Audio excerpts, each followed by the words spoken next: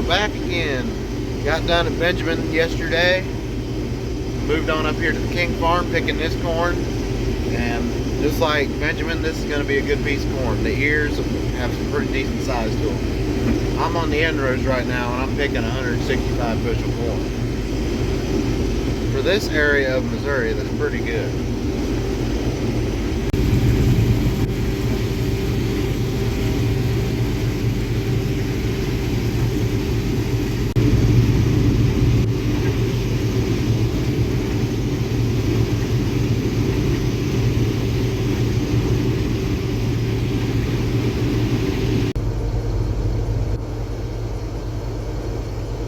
Hopper down.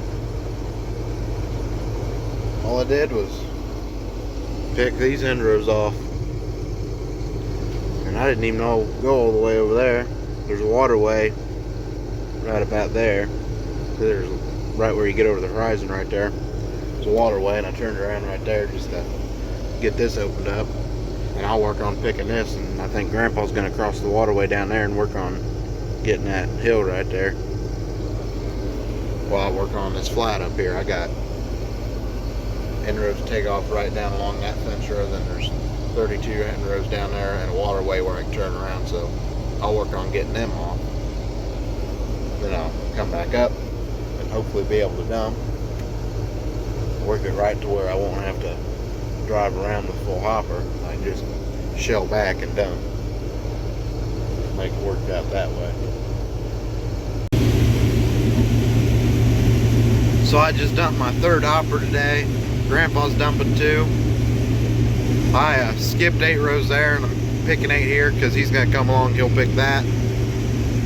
Then I'll skip another 8 and go over there and he'll follow and pick up the 8 I skipped.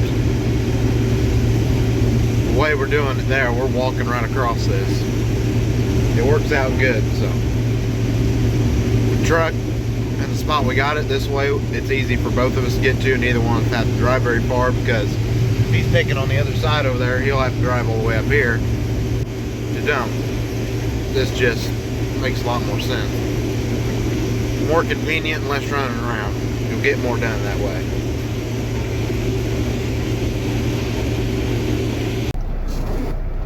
Sitting at the elevator again. Chuck wasn't back at the truck, and this one's full, so I took it off. Now I know why he ain't back yet. He's sitting on the scale right now, getting ready to leave. When I pulled over here, he was just then pulled into the pit to dump, so. The line's moving faster out of here than it's moving in here. But that's the way it usually goes. There he is.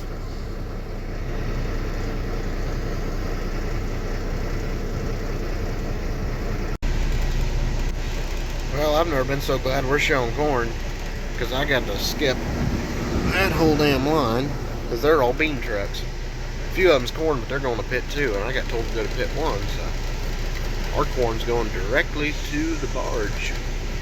That's where pit 1 goes. So, yeah, it's going to be a lot quicker trip for me.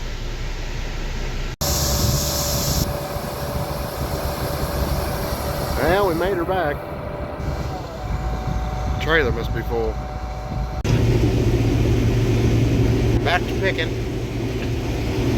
Chuck got in and picked some corn before I got back, and they filled the Peterbilt. He just left with it. And there's probably a hopper and a half in the Freightliner now, so it ain't gonna take us long to fill it up, and I'll have to take it off again. I'll probably get back before Chuck, because he's gonna have to stop at Airco and put fuel in the Peterbilt. So our tank at home is dry.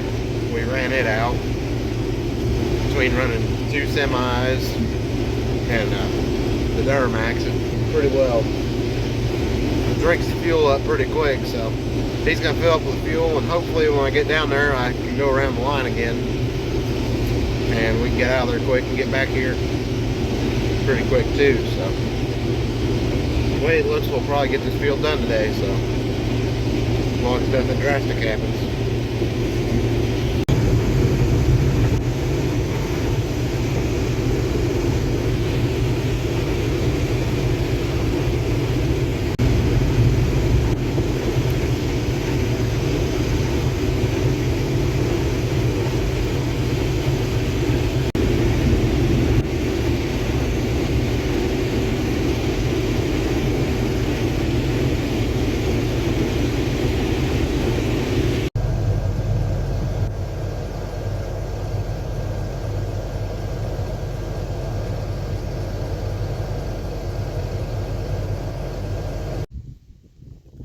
I just got back with the Freightliner, and I got this truck about full. One more hopper and it'll be ready to go. I'll take it down. Chuck, he can run the combine.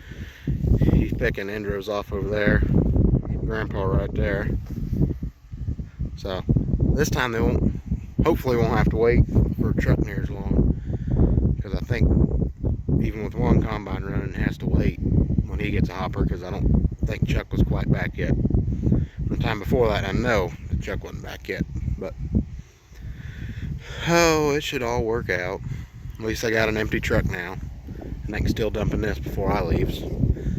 The line's gotten shorter down there. A lot of guys, I guess, quit, or everybody just is so in sync that all of them are there at once. Then when all of us come through, there's nobody there. So there's one truck right in front of me when I got to the elevator that last round.